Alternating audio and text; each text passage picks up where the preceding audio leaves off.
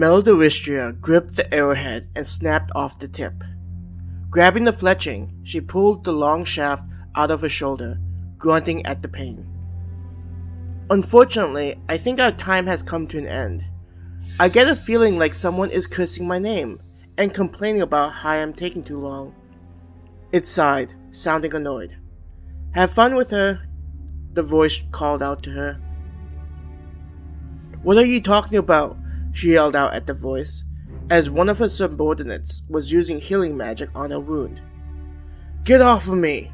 She roared at the demon treeing her. Who allowed an assassin to infiltrate this location? She looked around. It is my fault, my lady, the head of her bodyguards admitted.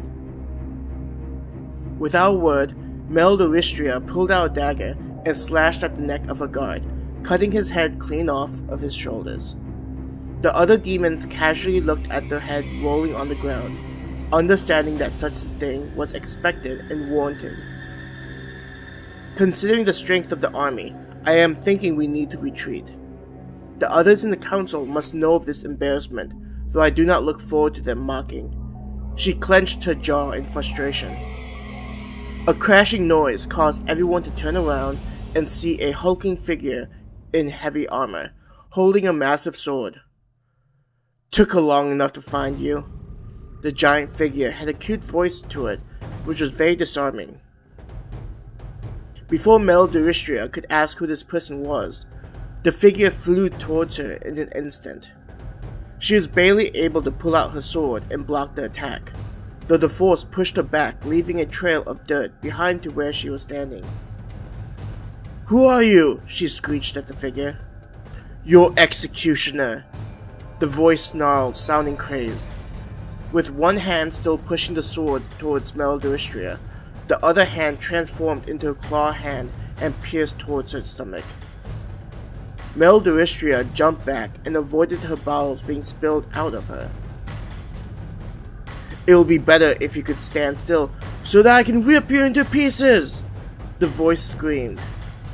There was only madness in that voice, like nothing else mattered in the world.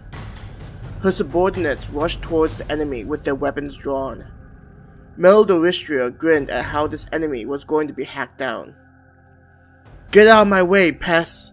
The figure slashed one side with the claws and the other side with the sword. Meldoristria had to watch as blood sprayed all over the place, as the loyal subordinates were carved up like meat. There were organs and limbs that flung all over the place, creating a bloodbath.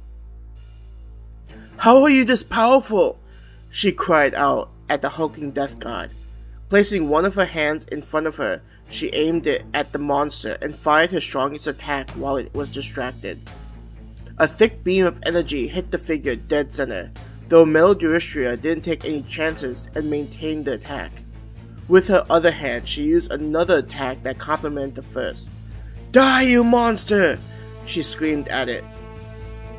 It took her a couple of seconds to realize that she was being pushed back, even though she was the one attacking. There is no way, was all she could voice out, understanding that the thing was walking towards her. Stay back, she whimpered, not knowing she could make such a pitiful sound. Keeping up the attack was rapidly draining her of all of her energy, and in moments she was forced to stop. In front of her was the armored figure, smoke rising off of its armor as it lay undamaged. I think I realize how I'm going to have them serve you, the voice giggled as it walked towards her. Dropping both of her arms to her side, Meldoristria accepted her fate, though she had a sense that it was going to be a painful one. Fire! A shout could be heard above them, as several large attacks hit the figure. Meldoristria blinked in confusion, not understanding what was happening. Those were attacks that only her generals and bodyguards could make, and they were scattered all around in pieces. What are you doing there, standing like an idiot? She heard a woman's voice yell out. Turning her head, Meldoristria saw Levistria, along with her own forces, floating in the air. There were a group of Levistria's forces who were maintaining the attack on the figure. Levistria swooped down and Princess carried Meldoristria as she flew back into the air. We do not have much time before they run out of mana. Levistria looked behind her and cried out, "All of my forces, retreat!" She yelled out at them before escaping at full speed from where the nightmare was being held down. As Melodistria was being held in Levistria's arm, she looked back at where that thing was. She thought she could hear a scream of rage off in the distance as it continued to escape.